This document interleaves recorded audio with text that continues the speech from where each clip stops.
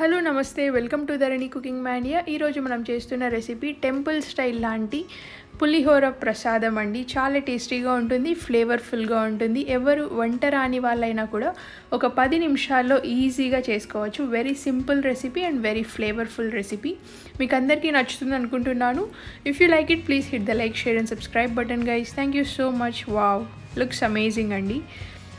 ఒక పిడికిడమైన చినిక్కాయ పప్పులు ప్యాన్లో ఒక 5 నుంచి 10 నిమిషాల వరకు మీడియం ఫ్లేమ్లో పెట్టుకొని మంచి కలర్ మారేలాగా, ఇలా మంచి క్రిస్ప్ అయ్యేలాగా మనం రోస్ట్ చేసుకున్నప్పుడు మనకి పులిహోర చాలా టేస్టీగా ఉంటుందండి. ప్యాన్లో 2 టేబుల్ స్పూన్స్ మైన ఆయిల్ వేసుకొని 1/2 టీ స్పూన్ మైన జీలకర్ర, చిటికెడమైన మెంతులు, టీ స్పూన్ మైన తెల్ల నూగులు వేసుకున్నానండి. చాలా మంచి ఫ్లేవర్ వస్తుంది.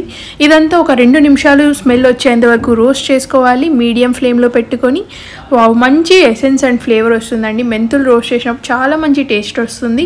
దీంట్లో మనము రోస్ట్ చేసి పొట్టు తీసుకున్న ఒక పిడికెడమైన చినిక్కాయ పప్పులు కూడా వేసుకొని ఇంకొక 2 నిమిషాలు రోస్ట్ చేసుకోవాలి మీడియం ఫ్లేమ్లో పెట్టుకొని. దీనివల్ల మనకు మంచి టేస్ట్ ఉంటుందండి పులిహోరకి. ఈ ఒక్క ట్రిక్ బాగా ఫాలో అవ్వండి, చాలా మంచి పులిహోర వస్తుంది మీకు. చాలా టేస్టీగా ఉంటుంది అండ్ ఆల్సో ప్రొసీజర్ కూడా very simple to prepare. Roast చేసుకున్న నూగులు, మెంతులు, చినికాయ పప్పులు, ఆవాలు ఇవన్నీ మనం జార్లో వేసుకొని బాగా మెత్తగా మనం మిక్సీలో గ్రైండ్ చేసుకుంటున్నాం. పిడికడపైన చింతపండులో ఒక టీ స్పూన్ మైన ఉప్పు వేసి ఒక అర్ధగంట సేపు బాగా నానబెట్టిన తర్వాత టామరిన్ జ్యూస్ అంతా సపరేట్ చేసుకోవాలి. ప్యాన్ పెట్టుకొని ప్యాన్లో ఒక 1 టీ స్పూన్ మైన జీలకర్ర మంచి చట్పటా సౌండ్ వచ్చిన తర్వాత పిడికిడమైన రోస్ట్ చేయని చినిక్కాయ పప్పులు వేసుకొని ఒక 2 నిమిషాలు రోస్ట్ చేసుకున్న తర్వాత 1/2 టీ స్పూన్ మైన శనగబ్యాళ్ళు, ఒక 1 టీ స్పూన్ మైన మినప్బ్యాళ్ళు వేసుకొని ఒక 2-3 నిమిషాల వరకు బాగా సాట్ చేసుకోవాలండి. సాట్ చేసుకోవడం వల్ల మనకు అవి కొంచెం బాగా రోస్ట్ అవుతాయి, కొంచెం కలర్ మారుతుంది, చాలా మంచి టేస్ట్ ఉంటుంది మనం పులిహోర తినేటప్పుడు. తర్వాత దీంట్లో ఒక 4 పచ్చిమిరపకాయలు టాకా పెట్టుకున్నవి వేసుకొని ఒక 2 నిమిషాల వరకు సాట్ చేసుకోవాలి. ఇదంతా మనం చేసేటప్పుడు మీడియం ఫ్లేమ్లోనే పెట్టుకోవాలండి. ఒకవేళ హై ఫ్లేమ్లో పెడితే మాడిపోయే ఛాన్సెస్ కూడా ఉంటుంది. సో మీడియం ఫ్లేమ్లో పెట్టుకొని ఇదంతా మనం ప్రిపేర్ చేసుకోవాలి. ఒక 2 రెమ్మల పైన కరివేపాకు ఏ వంటల్లో వాడినా చాలా మంచిదండి హెల్త్కి కూడా. శ్రీలంక వాళ్ళైతే ప్రతి ఒక్క వంటలో కరివేపాకు అనేది వాడతారంటండి. నేను గూగుల్లో ఏదో చూస్తుండగా నాకు తెలిసింది. So I thought to share with you. So దీంట్లో ఒక 6 ఎండుమిరపకాయలు, ఒక 1/2 టీ స్పూన్ మైన జీలకర్ర వేసుకొని ఇంకొక 2 నిమిషాలు సాట్ చేసుకున్న తర్వాత కొంచెం ఇంగువ, 2 చిటికెళ్ళమైన 1/2 టీ స్పూన్ మైన పసుపు వేసుకొని మళ్ళీ మనం మొత్తం బాగా మిక్స్ అయ్యేలాగా సాట్ చేసుకుంటూ ఉండాలి. చాలా మంచి ఫ్లేవర్ వస్తుందండి.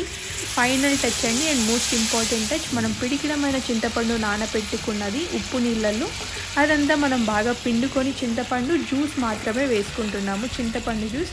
సో అంతే అండి, పులిహోర చాలా టేస్టీగా ఉంటుంది. దీనికి కావాల్సిన మెయిన్ ఇంగ్రీడియంట్స్ చింతపండు, చినిక్కాయ పప్పులు అండి. చూస్తున్నారు కదా, very colourful and very tasty.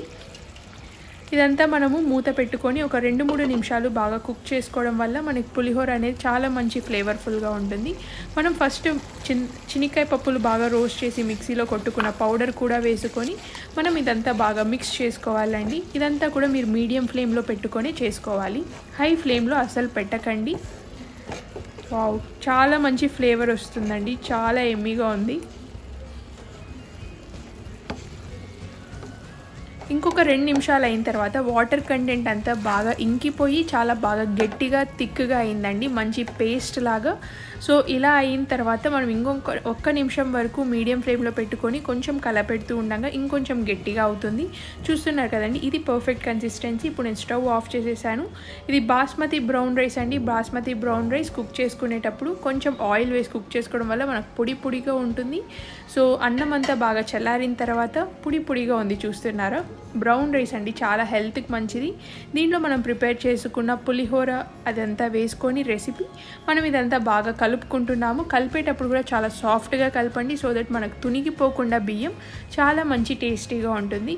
బియ్యం వేడిగా ఉన్నప్పుడే అన్నం మనం మిక్స్ చేస్తే తునిగిపోయి చిన్నగా బియ్యం అయిపోయే ఛాన్సెస్ ఉంటుందండి అన్నం. సో అన్నం చల్లారిన తర్వాతనే మనం పులిహోర ఇది కలుపుకుంటున్నాము. సో దట్స్ ఇట్ అండి, పులిహోర రెడీ. బ్రౌన్ రైస్ ఎలా చేయాలో కూడా వీడియో ఉందండి, please watch that even. So finally మనం ప్లేట్లో సర్వ్ చేసేసుకున్నామండి. అన్నయ్య టేస్ట్ చేస్తున్నారు, లుక్స్ సో కలర్ఫుల్. అన్నయ్య ప్లీజ్ టేస్ట్ ఇట్ అన్నయ్య. వావ్, అసలు చేస్తున్నప్పుడు ఆ స్మెల్ ఎదిరిపోయింది. ఇంకా అసలు నిజం చెప్పాలంటే వావ్, ఇట్స్ నాకు తెలిసి ఆసమ్ ఉంటుంది. బిఫోర్ టేస్టింగ్ చెప్తున్నా. This is basmati brown rice pulihora. Wow, amazing, super Tinku, అదిరిపోయింది అసలు. థ్యాంక్ యూ సో మచ్ అన్నయ్య. సో చాలా టేస్టీగా ఉందండి, ప్రతి ఒక్కరు ట్రై చేయండి. బాస్మతిలో బ్రౌన్ రైస్ మీరు మామూలు బ్రౌన్ రైస్లో కూడా చేయొచ్చు, very healthy. So if you like it please like, share and subscribe guys. Thank you so much.